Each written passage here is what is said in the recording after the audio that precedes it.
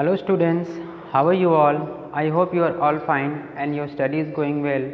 So students, today we shall study the last topic of this chapter, okay? Chapter 7 class 10th politics है ये, outcomes of democracy. This is a part 7, okay? And the last topic is that dignity and freedom of the citizens. ये very interesting है, इसे समझना बहुत ज़रूरी है. Question आते हैं तो हमारा कॉन्सेप्ट यदि क्लियर रहेगा तो हम उसे अच्छी तरह से डील कर सकते हैं, ठीक है ना. चलिए, मेरा टारगेट क्या है कि आपके कॉन्सेप्ट को कंप्लीट कराना. यदि आपका कॉन्सेप्ट क्लियर हो जाएगा तो आप आंसर को अपने लैंग्वेज में भी लिख सकते हैं.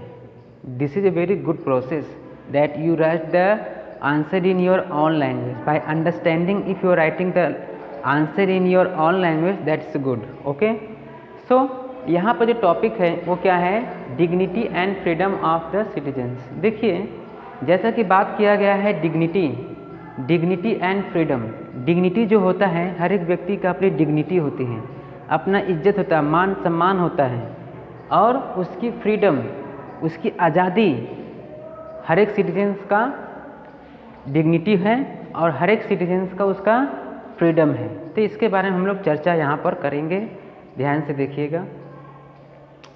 Democracy stands much superior to any other form of government in promoting dignity and freedom of the individuals. जैसा कि देखिए यहाँ पर मेंशन है कि डेमोक्रेसी खड़ा होता है, स्टैंड्स करता है क्या, मच सुपीरियर, बहुत सुपीरियर रूप में खड़ा होता है, चाहे वो any other form of government, चाहे वो किसी फॉर्म ऑफ गवर्नमेंट हो, चाहे जिसकी भी सरकार हो, वह फ्रीडम डिग्निटी क्या है, डेमोक्रेसी में हमें दिखाई देता है. क्या प्रमोटिंग करते हुए दिखाई देता है, promoting dignity and freedom of the individuals. चाहे जिसकी भी सरकार हमें दिखाई दी, चाहे जिसकी भी सरकार हो, इसी हम डेमोक्रेसी या प्रजातंत्र में रहते हैं, जनतंत्र में, रिपब्लिक में रहते हैं. तो यहाँ पर क्या हमें दिखाई देता है, यहाँ पर हमें दिखाई देता है चाहे किसी की सरकार हो, यदि वो डेमोक्रेसी है तो उसमें हम क्या होता है, उसमें हमें फ्रीडम और डिग्निटी दिखाई देता है, हर एक इंडिविजुअल्स का, हर एक व्यक्ति का. एवरी इंडिविजुअल्स, हर एक इंडिविजुअल, हर एक व्यक्ति wants to receive respect from fellow beings. माने यहाँ पर क्या है कि डेमोक्रेसी में हर एक इंडिविजुअल्स, हर एक व्यक्ति क्या रिसीव करना चाहता है, रिस्पेक्ट रिसीव करना चाहता है. किससे, फ्रॉम फेलो बींग्स.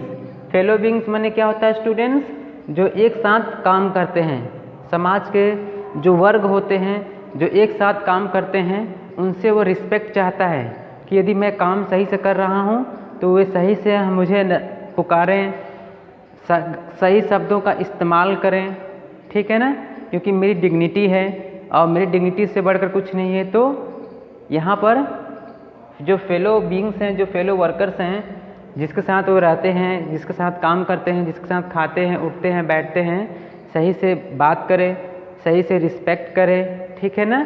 तो ये हमें डेमोक्रेसी में देखने को मिलता है. नेक्स्ट पॉइंट है democracies through out the world. Democracy पूरे विश्व, वैश्विक रूप पे देखें हम तो हैव रिकॉग्नाइज्ड, पहचानी जाती है, this at least in principle this has been achieved in various degrees in various democracies. माने जो डेमोक्रेसी का सिद्धांत है दुनिया में, वो हम पहचानी जाती है, उसने क्या अचीव किया है, various degree in various democracy. माने अलग अलग क्षेत्रों में, अलग अलग देशों में हमें अलग अलग डेमोक्रेसीज दिखाई देती है. समझ में आता है कि वहाँ की प्रजातंत्र कैसी है, वहाँ पर किस तरह की समस्याएं हैं, उसके क्या प्रॉब्लम्स हैं. लेकिन डेमोक्रेसी हम देखते हैं स्टूडेंट्स, केवल ह्यूमन का, मैन का ही नहीं, वुमन का भी इक्वल स्टेटस होना चाहिए.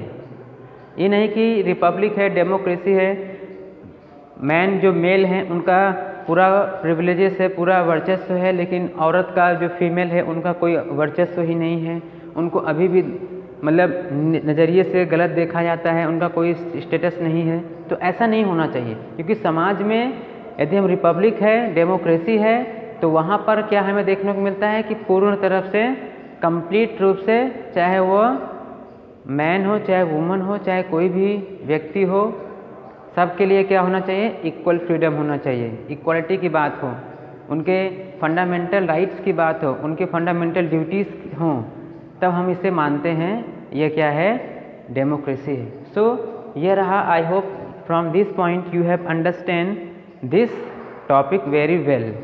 Okay student, if you're not understanding, so you watch the video 1 and 2 times, you will clear your all concept it about. Okay, now one thing I want to tell you that, okay, one thing,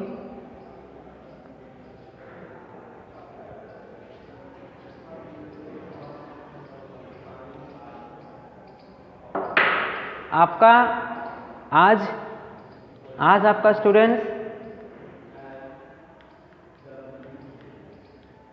history का syllabus complete हो चुका है, full complete हो गया history का, और politics का full syllabus complete हो चुका है, ठीक है ना। माने 2 सिलेबस आपके कंप्लीट हो चुके हैं, ओके, 2 सब्जेक्ट्स के।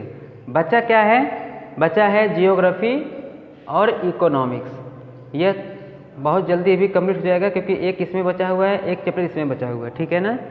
सो इसके बाद हम लोग टेस्ट पेपर सॉल्व करेंगे, क्वेश्चन पेपर सॉल्व करेंगे, मैं क्वेश्चन दूंगा, आप लोग उसे आंसर लिखिए, लर्न करिए। तो स्टूडेंट्स ऐसे क्या होगा, आपका जो माइंड एकदम पूरी तरह से क्लियर हो जाएगा, ठीक है ना। सो enjoy the video and learn it well, and also once again I am saying student must read the book, okay. So enjoy well and learn it well. Thank you.